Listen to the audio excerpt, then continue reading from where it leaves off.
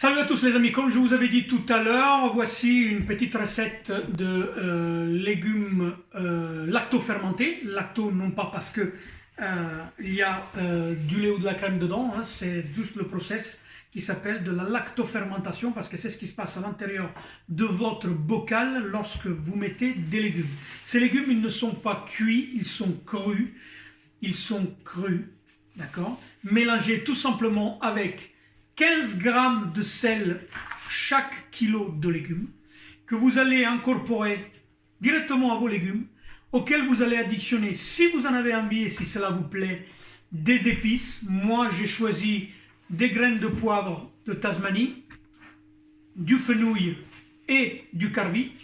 Vous malaxez avec le sel. Vous venez malaxer de cette manière le sel et les épices, écrasant un tout petit peu vos légumes au fur et à mesure que vous les malaxez. Et ce process, il doit être fait pendant 10 minutes. Pourquoi 10 minutes? Parce que c'est le temps qu'il faudra à vos légumes pour extraire une partie de l'eau qui est contenue à l'intérieur des légumes, qu'il va vous servir après comme jus, comme saumure, en fait, pour la fermentation de vos légumes. La deuxième étape, une fois que vous avez fait mariner vos légumes dans le sel, c'est de remplir le bocal.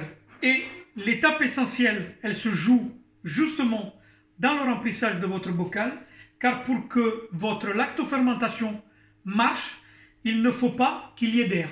Vous allez, pour ceci, vous aider d'un pylône à mortier, et vous allez venir par palier de 5 à 6 cm remplir votre bocal et écraser correctement et de manière énergique vos légumes pour en faire ressortir davantage le jus et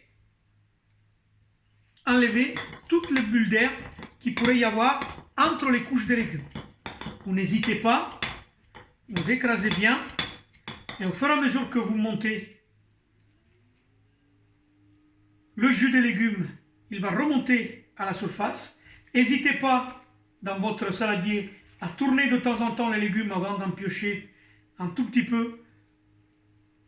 Ça va les remouiller d'eau et encore une fois vous en avez besoin pour la saumure de votre bocal.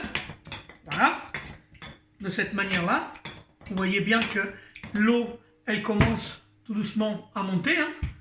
Donc voilà. Hein. Comme j'en ai préparé un à l'avance, je vais vous montrer le résultat. Une fois que vous avez rempli le bocal, vous restez bien en dessous de la collerette, les amis. Bien en dessous, hein, 2 à 3 cm en dessous de la collerette, parce que pendant les 6 semaines que vous allez conserver vos légumes avant de pouvoir les consommer, ben vos légumes ils vont évidemment fermenter, donc ils vont augmenter de volume et il faut de la place au gaz de fermentation de pouvoir tourner à l'intérieur du bocal. Vous pouvez conserver dans cet état-là vos légumes lactofermentés pendant 1 an.